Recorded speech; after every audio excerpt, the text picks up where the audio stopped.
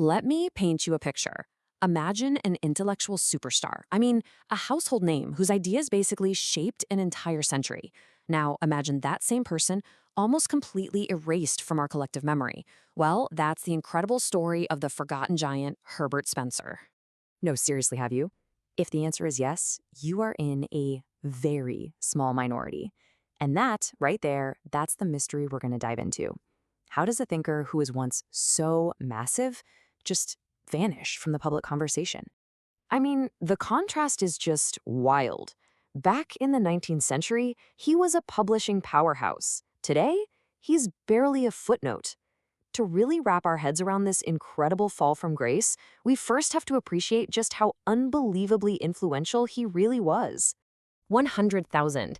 And let's be super clear here. These weren't exactly light beach reads, okay? We're talking dense, serious academic books.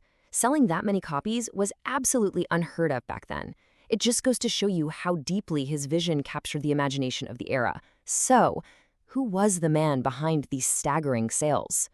Okay, so the first piece of the puzzle to understanding Spencer is his background. See, he wasn't a product of the establishment, not even close. In fact, his totally unconventional education was the key to his unique and, world-changing way of thinking. That's right. No Oxford, no Cambridge. Spencer's mind wasn't shaped in some hallowed university hall. It was shaped at home, with a heavy focus on math and science. And this immediately set him way apart from his peers, who were all steeped in traditional academic culture. And this is the real kicker.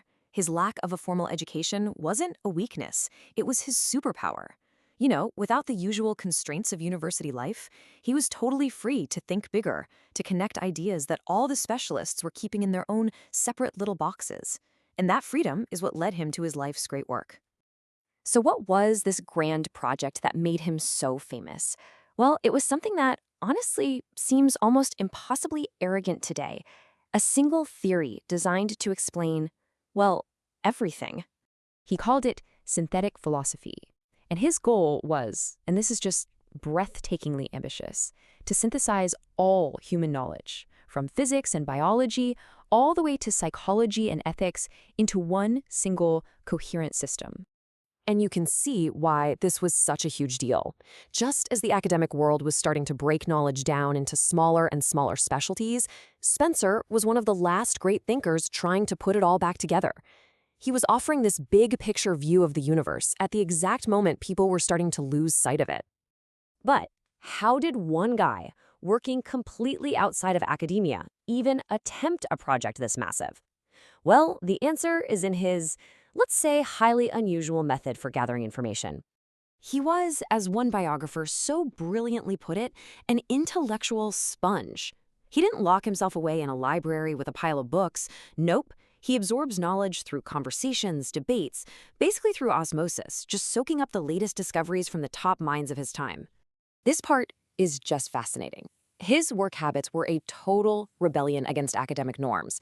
He almost never read, preferring to listen and argue in London's intellectual clubs. And when he needed some detailed research done, get this, he hired university-trained PhDs to do it for him. An uncredentialed thinker outsourcing his work to the academics, it's just brilliant. His career path was just as unconventional, building piece by piece. He started out as a railway engineer, which gave him this deep understanding of structures and systems. Then he went on to be an editor at The Economist, where he sharpened his ideas about society. It was only after all that practical, real-world experience that he launched his massive synthetic philosophy, and in the process helped create the entire field of sociology. So what was he actually putting together in this grand synthesis? Well, he was kind of like an intellectual DJ. From the economist Malthus, he took the idea of struggle and competition. From the biologist von Baer, he grabbed the concept that everything evolves from simple to complex.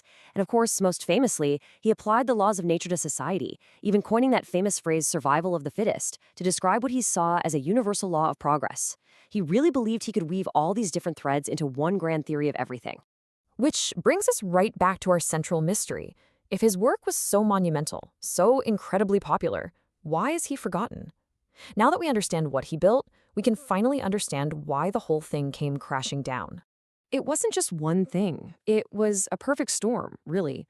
Part of it was personal. He was a difficult, reclusive guy who wasn't great at defending his own work, and since he was an outsider, he had no students to carry his torch. But the world was also changing around him. Academia went all in on the very specialization he fought against, and his radical, anti-government political ideas fell sharply out of fashion.